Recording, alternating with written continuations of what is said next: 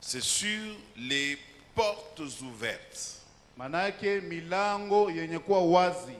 Les portes ouvertes. Milango yenye kuwa wazi. Et il nous a donné 3 passages bibliques qui confirment que effectivement les portes sont ouvertes. Na katupatia visari vitatu ya Biblia ambayo inakuwa nakikisha kama milango iko wazi. Je vais essayer de les lire. Tajaribu kuisoma. Et nous allons introduire notre message avec la possibilité de clôturer demain. Na tutaingiza ujumbe wetu na uwezaji ya kumalizia kesho. Le premier texte, nous le trouvons dans le livre de Ésaïe, chapitre 60, le verset 11. Somo ya kwanza katika kitabu cha Isaya. Alors, Ésaïe 60, verset 11. Isaya 60 mstari wa 11. Je lis la parole du Seigneur au nom de Jésus. Nasoma neno la Mungu kwa jina Yesu. J'entends quelqu'un dire amen. Nasema amina. Tes portes seront toujours ouvertes. Souligne bien, toujours. Milango yako itabakiaka paka wazi. Pika kistari daima wazi. Elles ne seront fermées. Haiwezi kufunga. Ni jour. Wala siku. Ni nuit. Wala usiku. Afin de laisser entrer chez toi na hivi uruhusu kuingia kwako les trésors des nations. Hazina ya taifa. Et leurs rois na wafalme wao avec leur suite. Na watafata baadaye. Nous lisons un autre texte, toujours dans l'esprit que le pasteur nous a donné. Là, cette fois-ci, c'est dans Apocalypse chapitre 3, le verset 7 à 8. Tutasoma usomi wengine katika Ufunuo kitabu chake cha 3 mstari wa 8. Je lis la parole au nom de Jésus-Christ. Nasoma neno kwa jina Yesu.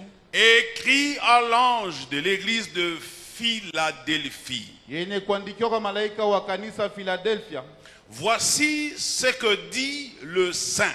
Tazama yenye mtakatifu anasema. Le véritable. Wa kweli. Celui qui a la clé de David. Mwenye kuna ufunguo ya Daudi. Celui qui ouvre et personne ne fermera. Na mwenye akifungua hakuna wa kufunga. Celui qui ferme et personne n'ouvrira. Na mwenye akifunga hakuna wa kufungula. Verset 8. Mstari wa 8. Je connais tes œuvres. Najua makazi yako. Voici parce que tu as peu de puissance. Galia kwa sababu na uwezo kidogo. Et que tu as gardé ma parole. Na ulinda neno langu. Et que tu n'as pas renié mon nom. Na ukatale jina yangu. J'ai mis devant toi une porte ouverte que personne ne peut fermer. Nangalia ngiweka mbele yako mlango ya wazi na yenye mtu hawezi funga. Quelqu'un donne un bon amen. Sema amina mzuri. Nous allons finir la lecture et puis nous allons parler librement. Tutamalizia usomi na tusema kwa huru. Cette fois-ci, je suis dans le livre des Actes des Apôtres, chapitre 16. Pastor alileta tutendo la mitume. Lisons d'abord Actes des Apôtres, chapitre 16. Twende kwanza kwenye tendo la mitume 16. Le verset 26. Mustari wa 26. La Bible dit tout à coup, Biblia kasema pale pale il se fit entendre un grand tremblement de terre. Wakasikia mtetemeko mkubwa wa udongo. En sorte que les fondements de la prison furent ébranlés. Vile vile vifungo vya gereza vilifunguka. Au même instant, paka pale toutes les portes s'ouvrirent. Milango yote kafunguka. Et les liens de tous les prisonniers furent rompus. Na vifungo vyote vya wafungwa vikafunjika. Je bénis le Seigneur parce que tous les textes que nous avons lus nous convergent vers un même objectif. L'objectif, c'est les portes ouvertes. Alors, je comprends que Dieu voudrait parler à cette église et à tous ceux qui sont venus assister à l'invitation. Il est celui qui ouvre les portes. Et il est également celui qui les ferme. Et dans les 2 passages qu'on a lus, nous avons senti que Dieu ouvrait les portes avec possibilité de ne pas laisser à quiconque le pouvoir de fermer.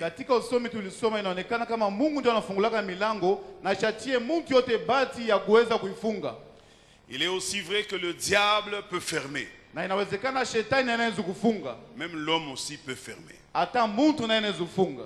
Mais ce qui est vrai, Ya kweli, c'est que dans ce texte que nous avons lu, katika usomi tuliosoma, ce n'est pas l'homme qui va ouvrir, haina mtu ce atafungula, n'est pas le diable, haina mais shetani, c'est Dieu lui-même. lakini Mungu yeye mwenyewe. La Bible dit ce qui est entre les mains de Dieu, Biblia inasema yenyewe iko mkono wa Mungu, personne ne peut le toucher, hakuna mtu akuigusa, personne ne peut le ravir de ses mains. hakuna kumnyang'anya mikono yake. Église, soyez dans la joie, Kanisa muwe katika furaha, parce que vous êtes dans une église kwa sababu mko mkanisa où il y a un Dieu vivant, kule kuko Mungu mwenye un hai, Dieu puissant, Mungu wa uwezo, un Dieu qui relève Mungu mwenye anainua et un Dieu qui défend. na Mungu mwenye anatetea. Je prie que Dieu vous élève Na et kuombea que Mungu Dieu vous akuinue défend na Mungu akutetee et que Dieu vous amène là où lui-même a prévu de vous amener. na Mungu akupeleke kwenye mwenye atayarisha kupeleke. Alors, bien aimé, moi je me suis posé une question. Parce que une porte, ici dans la Bible, on ne fait pas allusion à la porte physique. Mpenda mimi nilijiswali kwa sababu mlango katika Biblia ina mlango ya kuonekana na macho. Parce qu'une porte physique est un dispositif qui permet aux gens d'entrer et de sortir. Mlango ya kuonekana na macho inaruhusu bantu kuingia na kutoka tena. Alors, Christ prend l'exemple sur une porte physique pour nous faire comprendre ce qu'il est en train de faire dans nos vies. Sasa Kristo alichukua mfano ya mlango ya kuonekana na macho ndio kutonesha bile kunafanya maisha yetu. Vous savez la grande difficulté que Dieu a Unajua magumu Mungu ako nayo lorsqu'il veut communiquer avec nous, wakati anataka kuongea na shie, c'est que nous n'avons pas le même langage. ni kusema hatuna na misemo moya. Dieu ne parle aucune de nos langues. Mungu asemake lugha yetu hapana. Dieu a une langue dans laquelle il communique. Mungu ako na lugha na namna yake ya kuongea na bantu. Et il a des réalités auxquelles nous n'avons pas accès. Eko na makweli yenye sha tuwezi kuingiamo. Mais alors, quand il veut nous communiquer des choses pour que nous les comprenions, Wakati anataka kutemezea bintu yenye shi tunapasha kushikia, il cherche à utiliser des choses que nous connaissons anatafuta kutumia bintu yenye shi tunajua. afin de nous transmettre le message. Ndio atupatie ile ujumbe. Par moment, il arrive Wakati kile nafikaka, que la chose que Dieu utilise kenye Mungu anatumikisha, ne finit toujours pas expliquer exactement ce que Dieu voulait dire. haifike tu mkuonesha kweli ile Mungu anataka kusema. Ici, quand on parle des portes, Hapa kama nasemezea milango, ce que Dieu voulait parler, kile Mungu alipenda kusema, c'est que nous voyons tous une petite porte là quelque part ni kusema tunaona kama mlango kaloko fashi fulani. qui ressemble à la porte d'entrée de ta maison Kanafanana mlango wa kuingia ya kwako, ou à la porte d'entrée de la toilette. wala mlango wa kuingia kwenye chooni. Je voudrais d'emblée dire à quelqu'un, Nitaka kusema hapa kwa mtu, il ne s'agit pas de cette porte-là. haina haimanisha ile mlango hapana. Dieu ne peut pas nous réunir ici Mungu hashezi kuitikaisha hivi tunaikala. pour ouvrir une porte qui a la dimension d'une toilette. Ndio afungule mlango kama mlango wa kuchoo. Et moi je crois Mimi nataka que la kukwambia, porte que Dieu est en train d'ouvrir, naaminia mlango Mungu anafungula c'est une grande barrière. ninakuwa mlango munene C'est une grande dimension. ya mkubwa tena sana.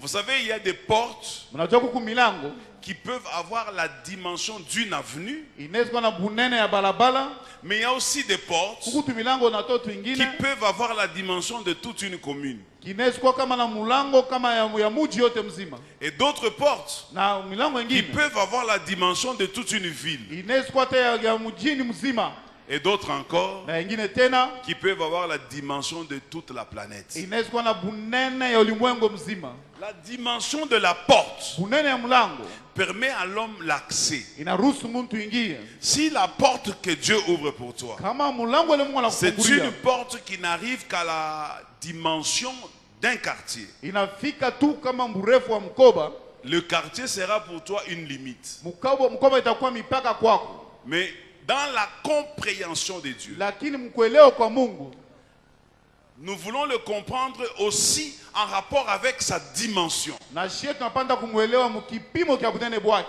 Quelque part, il est dit que tout ce que Dieu a Fashi kile banasema byote Mungu ako navyo est grand. binakuwa bikubwa.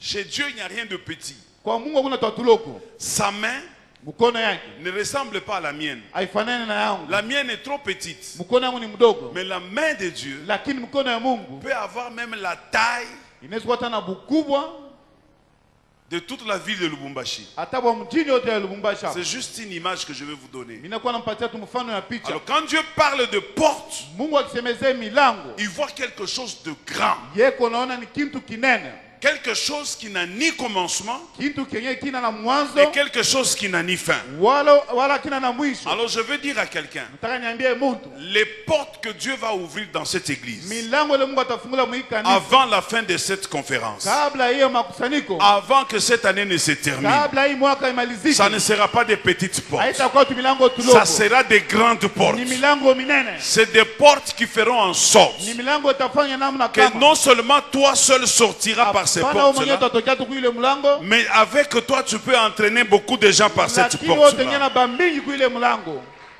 Est-ce que quelqu'un m'entend? Et tunasikia ujumbe Alors, le mot porte que Dieu a emprunté à la vie des hommes tempo yenye mlango Mungu aleta maisha ya bantu peut avoir 4 significations. inaweza kuwa na maana ine.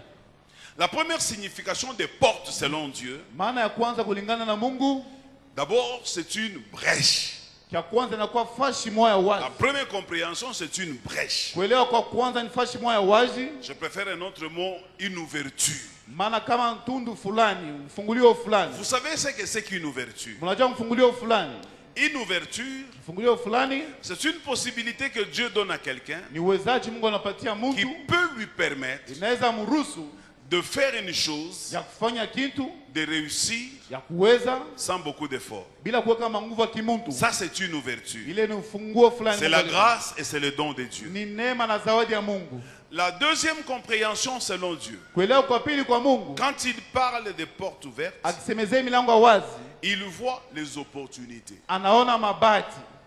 Une opportunité est une porte. Bahati inakuwa nayo ni mlango. Comme la porte que le pasteur Samuel m'a offert. Kama ile mlango baba Samuel alinitowea, C'est une opportunité qui me donne de venir vous parler. na hiyo ni bahati ananipa kwa kumisemezea. La troisième compréhension de la porte ouverte, Kuelewa kwa tatu kwa mlango wa wazi, c'est aussi les relations. inakuwa nayo mahusiano. Quand Dieu dit il va ouvrir des portes ouvertes, Mungu akisema atafungula milango ya wazi, il fait aussi allusion aux relations. anafananisha nayo na mahusiano. C'est-à-dire que des personnes que tu connais aujourd'hui, Ni kusema kuku bantu najua leo, Dieu peut augmenter encore d'autres personnes Mungu anaweza kuongeza kwa tena bengine qui sont mieux que celles que tu connais aujourd'hui. banakuwa mzuri kuzidi wenyewe wale unafahamu leo. Vous savez que la vie ne fonctionne que par des connexions. Unajua maisha tunaishi kwa kujichomeka tu kubantu. Vous pouvez être en train de souffrir aujourd'hui, Unaweza kuwa kunateswa leo, simplement parce que vous n'avez pas rencontré de bonnes personnes. saa zingine hawajakutana na bantu bazuri, hapana. Et votre vie peut être en train de vous faire souffrir aujourd'hui, Maisha yako unaweza kuwa kunateswa parce leo que dans votre vie, vous avez rencontré de mauvaises personnes. kwa sababu ulikutana maisha yako na bantu babaya. Lorsque j'étais jeune, Wakati nilikuwa kiana, j'ai rencontré dans ma vie des personnes qui fumaient du champ. nilikutana bantu maisha yangu kwa nafuta bange, Et ça m'a entraîné à fumer du champ. na mimi niingia mambo ya kufuta bange. Si tu es jeune fille, Kama kwa mwanamke d'où que tu sois, kokote huko, écoute-moi bien, mnishikie mzuri, sélectionne les personnes que tu fréquentes. chakula kwa barafiki bale unatembeleaka, Parce qu'il y a des personnes que tu vas fréquenter kwa sababu kwa barafiki qui utatembelea peuvent te fermer les portes. banaweza kufungia milango. Mais il y a d'autres personnes, Kuku bengine nao dès que tu les rencontres, ukikutana naye leo tes portes s'ouvrent. milango yako Donc inafunguka. quand Dieu parle de Mungu portes, akisemezea milango, il parle aussi des relations. anasemezea na uhusiano Et la dernière compréhension des portes, na kuelewa kwa mwisho kwa milango. lorsque Dieu parle des portes, Wakati Mungu anasemezea il milango, parle de l'accessibilité. anasema mambo kuingia. Qu'est-ce que j'entends par accessibilité? Mambo kuingia manake ni nini? Ce sont les voies et moyens Inakuwa manamna na manjia qui peuvent nous permettre d'accéder. ambayo inaturuhusu tuingie. Les voies et moyens. Manamna na manjia, C'est quand Dieu dit il ouvre les portes, Mungu akisema na kufungula mlango, il nous donne des moyens manake anatupatia manamna, et il nous donne des voies. anatupatia manjia. Tous ceux qui sont devenus grands au travers la main de Dieu, Yoyote anakuwa mkubwa kupitia mkono wa Mungu, c'est Dieu lui-même ni Mungu mwenyewe qui leur a donné cette possibilité. alibapatia ile uwezaji. Alors, je vais aller rapidement vers le point culminant de mon message. Tenda haraka kwenye kishina kenye kia maana. Aujourd'hui, je voulais développer un aspect. Leo nilikuwa nataka nisemezie aina Demain, fulani. je vais en développer un autre. Kesho tasemeza tena ingine. Je voudrais aujourd'hui parler sur comment découvrir Leo nataka nisemezee namna kukani kuvumbula qu'une porte est ouverte? kama mulango iko wazi. Comment découvrir Namna kanaweza kuvumbula qu'une porte est ouverte? kama mulango iko wazi. Il y eut dans la Bible un homme appelé Jacob. Ilikuwa Biblia mtu mmoja anaita Yakobo. Il fuyait son frère Esaïe. Alikuwa anakimbia ndugu yake Isaya. Chemin faisant, Alikuwa anatembea il barabarani. arrive quelque part, il est fatigué. Anafika fashima akachoka. Il veut dormir. Alikuwa anataka En kulala. voulant dormir, Mtaka kulala il a fait un rêve. akafanya ndoto. Et dans le rêve, il a vu une échelle. Katika ndoto akaona mungazi. Et les gens qui descendaient et les gens qui montaient. Kumungazi kwa sababu tokana na shuka na panda tena. Et quand il s'est réveillé le matin, Wakati anamka asubuhi, il dit waouh, anasema akashanga Dieu était donc ici kumbe Mungu alikuwa hapa. et moi je ne le savais pas. Mimi sikujue. Donc il y a des choses qui sont autour de nous, Ni kusema kuku bitu biko pembeni que yetu. Dieu a placées autour de Bile nous. Mungu aneka pembeni yetu. Il y a des voies que Dieu a tracées autour Kuku de nous. manjia Mungu aneka pembeni Il y a yetu. des chemins que Dieu a tracés autour Kuku de nous. mabalabala Mungu aneka Il y a pembeni des yetu. personnes que Dieu a mis autour de nous. Kuko bantu Mungu aneka pembeni yetu. Mais nous-mêmes, nous ne savons pas Lakini shia tuvumbula ke ila. que ces personnes étaient à côté de nous. Na bale bantu kwa pembeni yetu. Homme de Dieu, un jour, je fais un rêve. Mutumishi wa Mungu chuma mililota. Ce rêve m'a beaucoup béni. Ilibariki sana ndoto. À ce moment-là, je Ile wakati. souffrais beaucoup. Ilikuwa na teswa sana. C'est lorsque j'étais encore à Viens-et-Vois. Wakati kwa ningali Moi, kuvianze voix. je me suis converti à Viens-et-Vois. Mie nilipokea Mungu kuvianze voix. J'ai évolué à Viens-et-Vois pendant, je crois, 5 ans. Nilikuwa kuvianze voix katika miaka 5. Le Seigneur m'a appris beaucoup de choses. Mungu akanifundisha mambo mingi. Et puis, vers la 5e année, il me dit, Na mwaka yenye 5 akaniambia, regarde bien, j'étais amené ici pour apprendre. tazama mzuri nikuleta hapa njoo ujifunze. J'ai quelque chose que je vais faire avec toi. Huku mambo fulani tafanya Mais wewe. apprends tout ce que tu vois ici. Lakini funda vyote unaona hapo. C'est comme ça, l'église Bread of Life, Njoo vile kanisa mkate wa uzima c'est la continuité de Viens-et-Vois. ni kuendelea tu kwa vianze voix. Tout se fait comme j'avais appris à Viens-et-Vois. Vyote vina bifanya vile nilifunda kule. Mais je suis passé par des moments de souffrance dans ma vie. Lakini nilipitia kwenye magumu sana maisha yangu. D'ailleurs, comme tous les pasteurs le disent. Vile bapastori wote wanasemaka, Mais moi, lakini mimi même la terre de Lubumbashi, c'est peut parler. hata bulongo wa Lubumbashi mnaweza kunisemea. Moi, Mimi ah, pardon. Il y a des gens avec lesquels on souffrait tous. huku bantu wenyewe tulikuwa nateswa na bobote. Ma souffrance les étonnait. Mateso yangu lakini kwamba shangaza. J'avais une maison Nilikuwa na nyumba quand il pleut. kama mvula inanyesha, Donc, ma maison faisait face à un Rubicon. Tout l'eau venait entrer dans ma maison. nyumba yangu ilikuwa pembeni ya terasi kama ni kusema mai yote kwa Et naisha quand nyumba l'eau yangu. entre dans la maison, Mai kingie mu nyumba ça emporte tout. inabeba vyote biko mu nyumba. Casserole, Byungu cuillère, inakuwa mpao. tout ça sort avec l'eau. Vyote mai inabeba inatoka na bio nje Et vinaenda on nayo. fouillait pour récupérer ça Na tunaanza kimbia mu mai ndio kupata hata mpao mai. dans cette même ville de Lubumbashi. Na paka mui mjini ya Et Lubumbashi. pendant ce moment que je souffrais dans cette même Na maison, wakati nilikuwa na teso mu ile nyumba ile, où je n'avais même pas de lit avec mon épouse, sikukuwa tena kitanda cha kulala na on mama avait un kwangu. petit mousse qu'on mettait à même le sol. Tulikuwa na kitanda tulikuwa nalala tu mu bulongo tu msima. Un jour, on dormait avec ma fille aînée. Siku moja nilikuwa nalala na binti wangu wa kwanza. L'eau est entrée à notre insu. Mai iliingia bushiku bila sisi kujua. Et on dormait dans l'eau sans le savoir. Tulikuwa mwenye kulala mai bila kujua.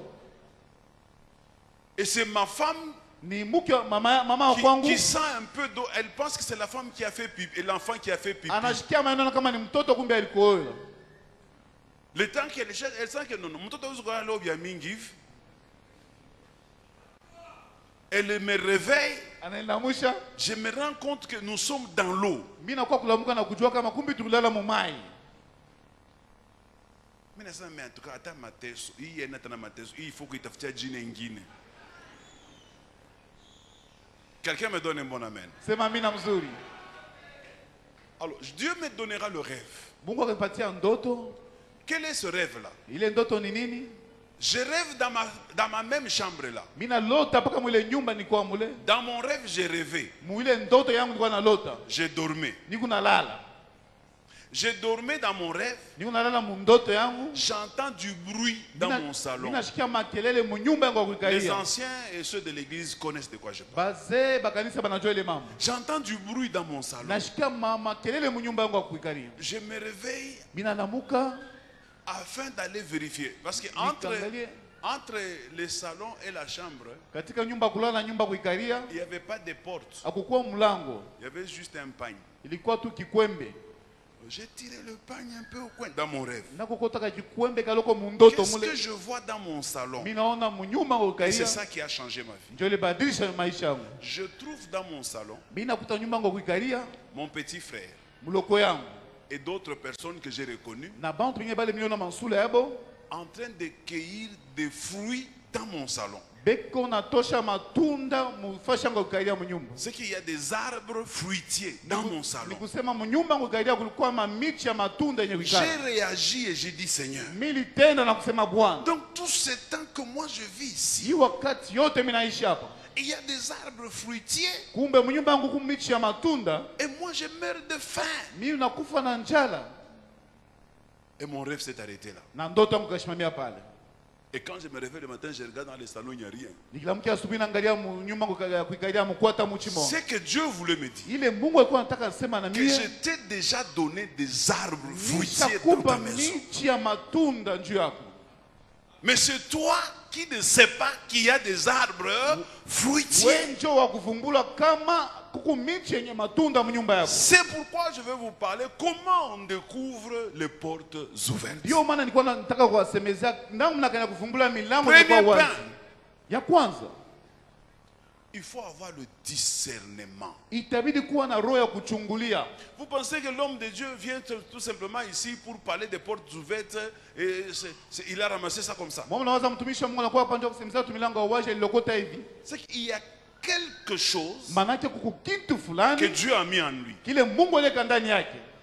Aujourd'hui, il y a une de mes filles de l'église. Leo kuku mtoto wangu mwanamke wa kanisa Elle est journaliste à l'une des chaînes de la place. anakuwa mpasha ujumbe ku TV moja inaitwa La Il y a Glace. quelques semaines, Kuna wiki fulani nyuma elle s'est levée le matin, elle n'a pas envie d'aller au boulot. analamka tu asubuhi kusikia ama kwenda kukazi.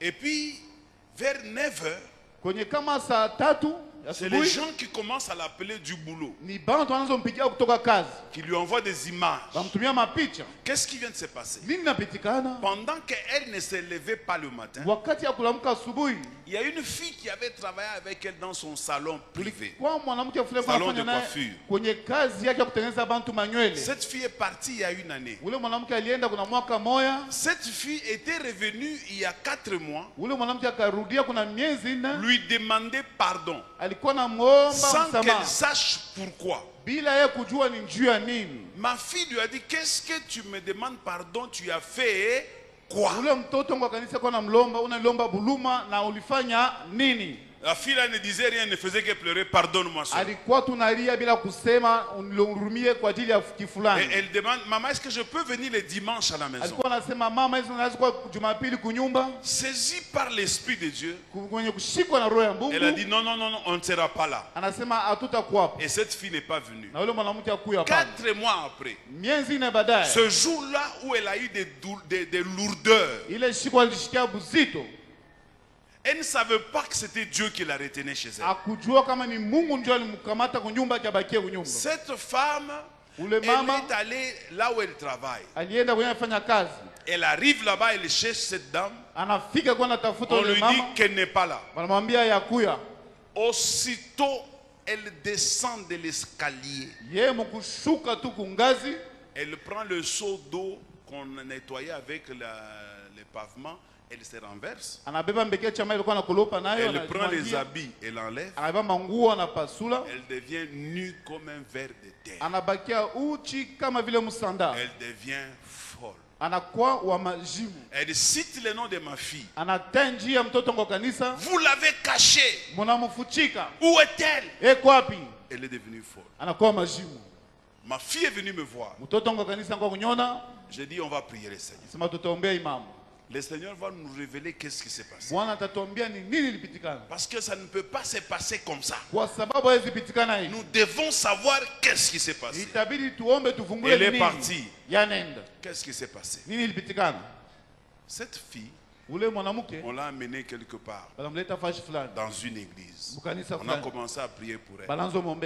Les choses sont sorties. Bintu binanzo toka. Elle est entrée dans la magie. Aliingia mambo ya On lui kiuchawi. a demandé d'offrir son père. Banamlomba toi baba yake. Elle a cherché son père. Chaque fois qu'elle arrivait quelque part, son père n'était pas là. Alikuwa anatafuta babake akifikia tu fashi fulani babake akuepo. Elle rentre là où on lui a donné le fétiche. On dit le délai Anarudia commence fashi à terminer. anapatia banamwambia wakati inaanza kuisha. Il faut que tu donnes quelqu'un. Toa mtu. Donne même une personne qui a joué le rôle de ton père pendant un moment. Toa hata mtu mwenyewe alikuwa kama babako Et wakati fulani. directement, il a pensé à cette fille qui avait son salon de Pale coiffure. pale aliwaza ulazia boss wake alikuwa Et mwenye. elle voulait aller les livrer. Alikuwa anataka mtoe kwa madawa. Et on lui a donné l'ordre. Balimpatia kanuni. Dès que tu la verras, Wewe wakati utamwona tu. salue-la seulement à Wewe l'embrasse. msalimie tu unamkumbatia. Et cela suffit. Na atakuwa unamtoa mara Et moja. voilà comment Dieu, Angalia vile Mungu qui nous aime et qui nous protège, mwenye atupendaka na tulinda. il crée une situation. Anatengeneza mambo fulani. Et cette fille n'est jamais sortie de son lit Na yule mwanamke hajatoka mkitanda yake. pendant que le diable préparait quelque chose. Wakati shetani alikuwa anatayarisha mambo Église de fulani. Dieu, ayons le discernement. Kanisa ya Mungu tuwe na Sans kuchungulia. discernement, nous ne sommes pas une église. Bila kuchungulia tuna kanisa. L'église de Dieu, c'est le discernement. Kanisa Mungu ni Dans kuchungulia. Romains chapitre 12, le verset 2, la Bible dit Katika Roma 12 mstari wa 2 nasema que nous ne devons pas nous conformer au siècle présent, hatuwezi kufanana na wakati ya leo. que nous devons renouveler notre intelligence Tufanye upya akili yetu. afin que nous découvrions Kwa hiyo tuvumbule quelle est la volonté de Dieu, mapenzi ya Mungu ni nini, ce qui est bon, yenyewe inakuwa ce qui mzuri, est agréable yenyewe inakuwa kufurahisha et ce qui est parfait. na inakuwa kamilifu. Quelle est la volonté de Dieu? Mapenzi ya Mungu ni nini? Si tu discernes les choses, Kama unachungulia bintu, tu découvriras une porte là où personne n'a vu une porte. utavumbula mlango pale bantu abaone Même mlango. dans cette église, Hata mwi kanisa, si tu discernes bien, wewe kuchungulie mzuri, tu découvriras une porte utavumbula mlango là où personne ne voit une porte. pale bantu abaone mlango.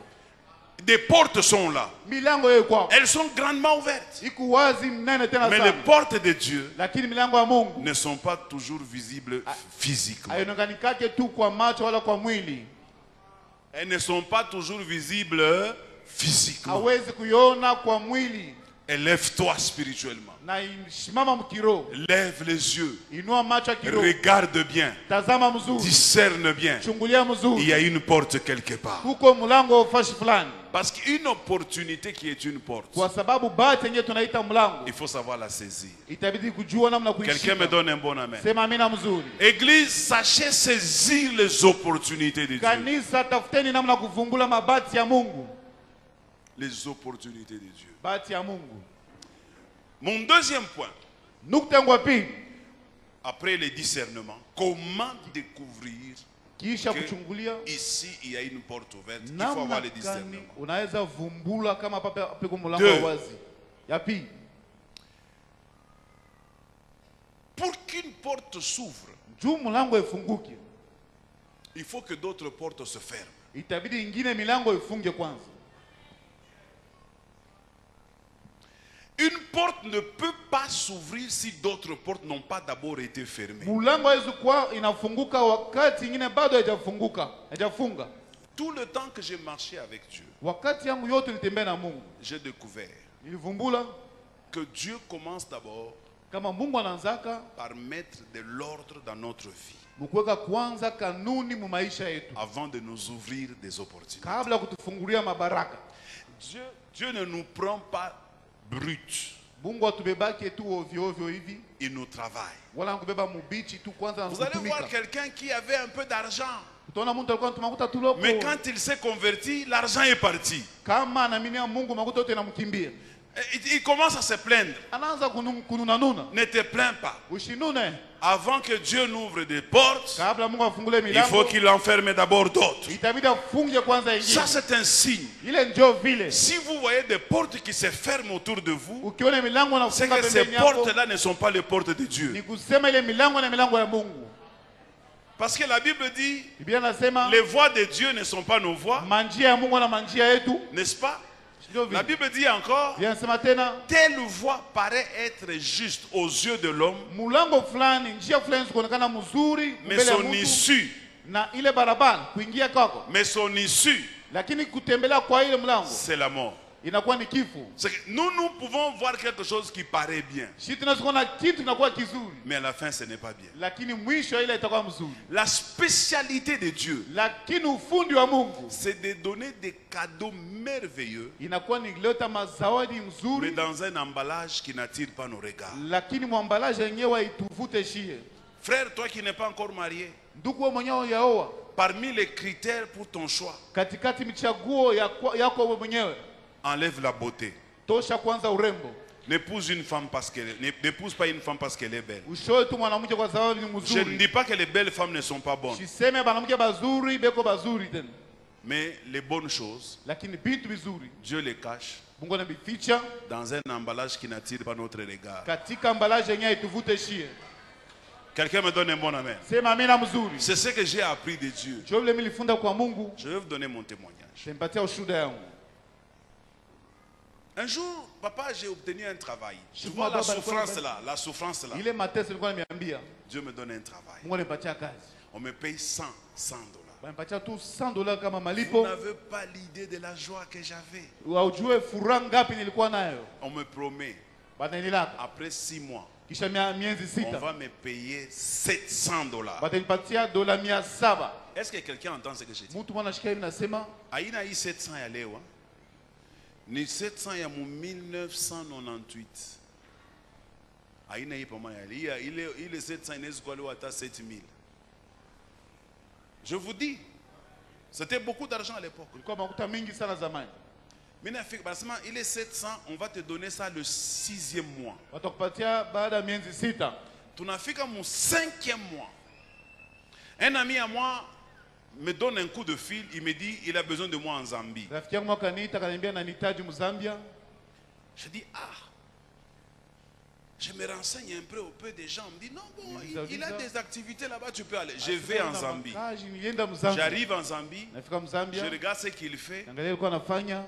Je lui demande tu me payeras combien? Il me dit 200.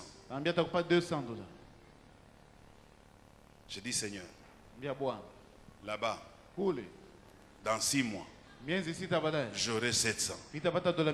Ici, j'aurai 200. Et puis c'est à l'étranger. Non. Il faut utiliser l'intelligence. Je vais rentrer au Congo. Dieu me dit reste. Je suis resté là-bas. Je dis à mon épouse, je renonce à ce qu'on allait me donner là-bas 600 ou 700. Ma femme m'écrit une lettre de 7 pages. Parce qu'à l'époque, il n'y avait pas de téléphone. Elle m'écrit une lettre de 7 pages. Elle commence la lettre en disant, maintenant je donne raison aux membres de ma famille qui me disent toujours que tu allais me fuir. Comment tu peux partir à l'étranger pour 200, tu laisses ici 700 dollars à Lubumbashi à côté de ta famille? Je lui dis, le problème ce n'est pas moi. Le problème c'est mon cœur. Écoutez bien. Vous pouvez avoir quelque chose que vous faites. Mais si Dieu veut ouvrir une porte, il n'est pas obligé de passer toujours par la même chose que tu fais. Il peut fermer cette porte pour ouvrir une autre porte. L'erreur de nous autres, nous nous accrochons à ce que nous avons et nous faisons de moins en moins confiance en Dieu. Dieu dit on ne peut pas mettre du vin nouveau dans des vieilles outres. Mungu anasema hawezi kuweka mvinyo ya sasa mu vibuyu vya zamani. Quand il y a le vin nouveau, il faut des outres neuves. Kama kuku mvinyo ya sasa itabidi kuwe makopo nayo ya sasa. Est-ce que quelqu'un m'a compris? Mtu mwanaelewa mzuri. Là où je suis allé en Zambie, Wakati nilienda Zambia, après 4 mois de 200, kisha miezi 4 ya 200. un jour le matin, je me réveille comme ça. Siku naamka asubuhi, Je vais au travail. nenda kazi, Je vois 2 blancs. ninaona bazungu bawili, On me présente les 2 blancs. bananyonyesha bazungu bawili, On me dit, bon voilà, vous rentrez avec eux au Congo. utarudia nabo ku Kongo, Allez ouvrir une entreprise au Congo. mwende mkafungule kampuni ku Kongo. Je rentre au Congo. Narudia ku Kongo, Je viens ouvrir une entreprise où je suis le numéro 1. mimi nilikuwa kufungula kampuni wenyewe, nilikuwa number 1. Et j'ai engagé plus de 150 personnes Nilipatia bantu kazi dans cette entreprise. 150 mwiyo kampuni. Et les gens qui touchaient de très bons salaires. Na bantu walikuwa napata mshahara mzuri. Mais cette porte ouverte a commencé comment? Ile mlango lakini awazi ilianza namna kani? Par $200. Kwa dola 200 tu. Il fallait que Dieu ferme la porte de $600 Ilibidi Mungu afunge mlango wa 600 pour me donner une porte qui commence avec $200 afin de m'amener à ouvrir une entreprise où je peux engager 150 personnes. Et ce que j'ai dit, des témoins sont là. Je les ai engagés. C'est là où j'ai eu mon premier véhicule. C'est là où ma vie a commencé à changer. C'est là où ma bénédiction a commencé à se manifester. C'était une porte qui s'ouvrait. Mais il fallait être fort pour avoir le discernement et savoir que ça c'était une porte qui s'ouvre. Ne vous accrochez pas à ces choses qui vous détruisent, qui vous empêchent de voir la main de Dieu. Il y a des portes que Dieu ouvre autour de vous. Ouvrez grandement les yeux et vous le verrez. Quelqu'un me donne un bon amen. Je vais terminer dans 10 minutes. Et je vais prêcher pendant 5 minutes. Alors, le dernier point, comment est-ce qu'on peut aussi découvrir que ça, c'est une porte que Dieu a ouverte dans ma vie? C'est lorsque vous l'avez demandé en prière. Si j'ai été en prière en demandant à Dieu quelque chose, si je vois que la chose s'ouvre devant moi, cela est une garantie que c'est une porte que Dieu vient d'ouvrir. Est-ce que quelqu'un me donne un bon amen? Alors, ici, je vais parler de quoi? Dieu, moi je me suis toujours posé la question. Lui, il est tout puissant. Il est omniscient. Capable de tout. Sans moi, avec moi, il peut tout. N'est-ce pas vrai? Pourquoi il me demande encore de souffrir dans la prière? Pourquoi devons-nous prier? Il demande même de gêner. Alors qu'il sait que nous sommes ses enfants. Voici 2 ou 3 raisons pour lesquelles Dieu veut que nous puissions. La première raison, si nous ne prions pas, c'est que Dieu nous donnera. Nous pouvons dire que nous n'avons pas demandé. Je vous donne l'exemple dans la Bible. Adam n'a jamais demandé à Dieu une femme. C'est Dieu qui pense à la place d'Adam et qui lui donne une femme. Mais dès qu'Adam rencontre cette femme, Adam est très content. Mais le jour qu'un problème vient de se poser à cause de cette femme, Dieu vient demander à Adam, Adam, où es-tu? Oh non, je me suis caché. Pourquoi tu te caches? Oh non, je suis nu. Mais qui t'a dit Neno kwambia, as-tu mangé de l'arbre que je t'avais défendu? ulikula kule mti nilikukataza? Oh non, ce n'est pas moi. Hapana, haina mie. C'est la femme que tu m'as Ni donnée. huyu bibi ulinipatia. Autrement dit, il rejette la responsabilité à Dieu. Namna ingine anasema En disant, anamchia je Mungu ne t'ai jamais majukumu. demandé cette Ni femme. kusema Mungu si C'est akuombaka toi qui me l'as mwanamke. Wewe ndio donné. ulinipatia huyu mwanamke. Alors si j'ai mangé le fruit, Kama nikulia matunda, c'est cette femme qui m'a fait manger le ni fruit. huyu mwanamke ndio alifanya nikulie matunda. Dieu préfère que nous puissions demander, Mungu afin que anapendaka quand il nous tuombe, donne, wakati atatupatia que ça soit notre responsabilité. ikuwe majukumu yetu shishi benyewe. 2. Ya pili, Je crois que vous connaissez ça. mnajua ile Dieu tel qu'il a créé les choses. Mungu vile shakumba bintu, Il a dit une phrase dans la Bible qui dit ceci. alisema neno Biblia anasema Les cieux mbingu sont les cieux de ni l'éternel. mbingu ya wa milele, La terre ulongo a été donnée au Fils de l'homme. alipatia wana wa mtu, Alors Dieu est derrière sa parole lakini Mungu yuko nyuma ya neno pour la lake respecter juu ya kuheshimisha et pour ne pas la violer. na njoo ashiharibishe. S'il y a quelqu'un qui ne viole pas sa parole, c'est Dieu. Kama kukumuta ashiharibu neno lake ni Depuis Mungu. qu'il a dit que la terre, il l'a donnée au Fils de l'homme, Toka alisema bulongo alipatia watoto wa mtu, Dieu n'agit plus sur la terre. Mungu atende tena pa dunia. Maintenant, pour que Dieu intervienne sur la terre, Na njoo Mungu atende pa dunia, il faut qu'il prenne un corps. itabidi abebe mwili.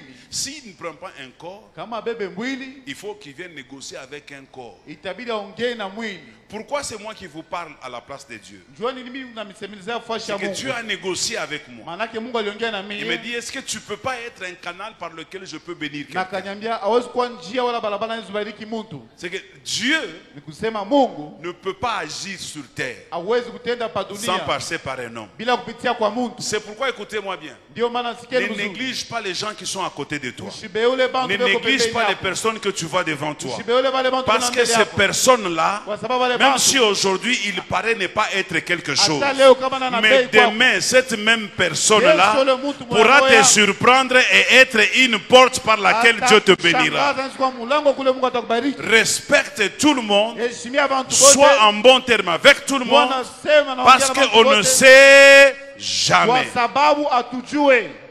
Quelqu'un me donne un bon amen. Sema amina mzuri. Dieu ne descendra pas, Mungu atashuka, il passera toujours par quelqu'un. atapitia tu kwa mtu. Même pour te donner l'argent, Atanja kupa makuta, Dieu passera par quelqu'un. Mungu atatumia mtu. Même le mariage, Hata Dieu ndoa passera par quelqu'un. atapitia tu kwa mtu. Alors sois en bon terme avec tout le monde. Kuwa mzuri na bantu bote, Parce qu'on ne sait jamais. kwa sababu atujue Même kesho. le diable, Hata lui shetani aussi n'a pas accès sur la terre. na yeye ashuke pa Parce qu'il est dunia un esprit. kwa sababu ni roho. Pour entrer dans la terre, Njoo kuja pa dunia il passe par des hommes qui l'invoquent. eko napitia ku bantu wale beko namwita. Si les hommes ne l'invoquent pas, Kama bantu bamwite, le diable n'a pas le droit d'agir sur terre. shetani hawezi kutenda juu Si ya les bantu. chrétiens n'appellent pas Dieu, Kama Mkristo aite Dieu n'a Mungu, pas le droit d'agir sur la Mungu terre. hawezi kutenda pa C'est dunia. pourquoi il dit, invoque-moi Ndio maana anasema unite et je te répondrai na et tu me nitakujibu na glorifieras. utanitukuza. Je t'annoncerai Takutangaza des choses cachées vile vitu vyenye que tu kufichama, ne connais pas vile wao et tu ujue me na glorifieras. utanishuhudia. C'est qu'il y a des choses Nisema que kukupitu Dieu ne peut pas te révéler vile Mungu hawezi tant que kuonesha tu ne l'as pas invoqué. wakati wao yamwita. C'est pourquoi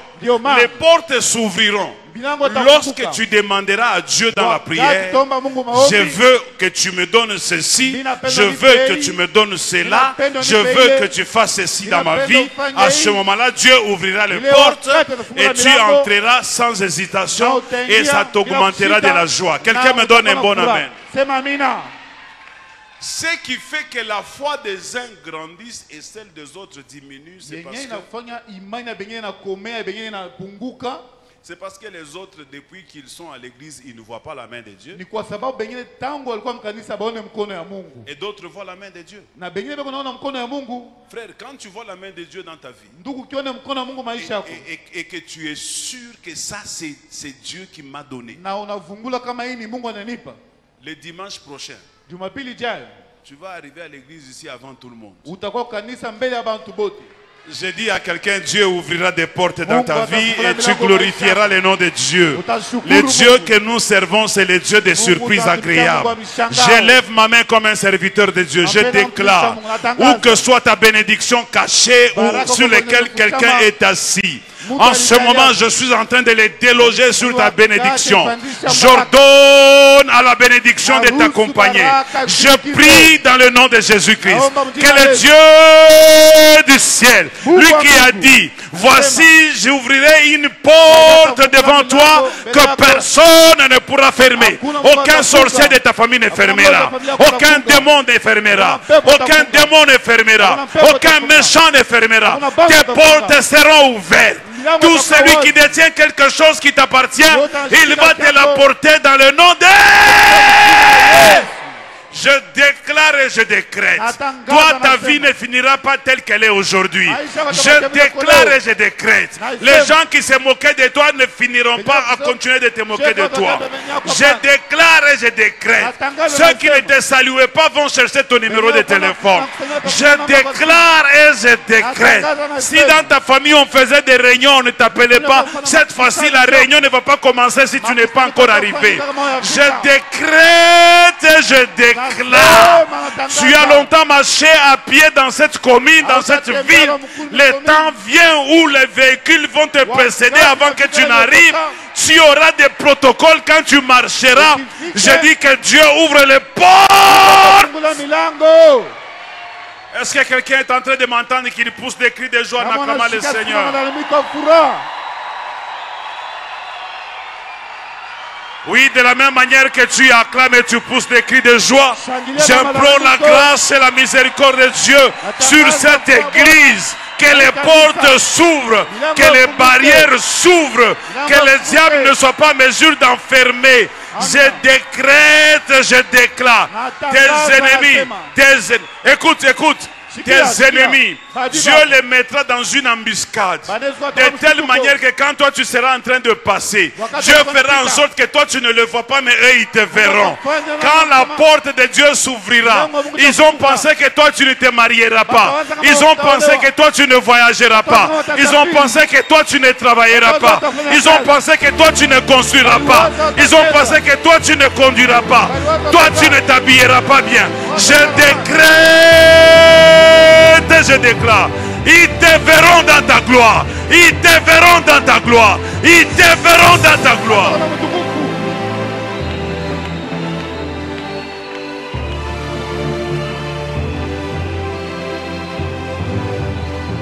Je veux dire à quelqu'un qui est en ces lieux, ta présence en ces lieux n'est pas un hasard.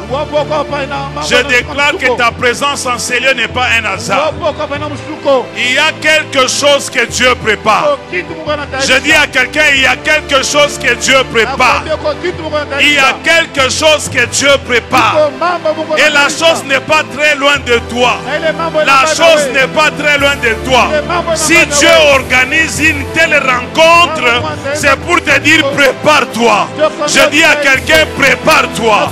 Je dis à quelqu'un prépare-toi. Regarde 5 personnes. Dis-leur attention, attention, je ne sais pas ce qui vient. Je ne sais pas ce qui vient. Dis à 2, 3 personnes, je ne sais pas ce qui vient. Salue-moi, peut-être c'est pour la dernière fois. Dis-moi salut, peut-être c'est pour la dernière fois. Oh, je vois les portes de Dieu s'ouvrir sur cette église.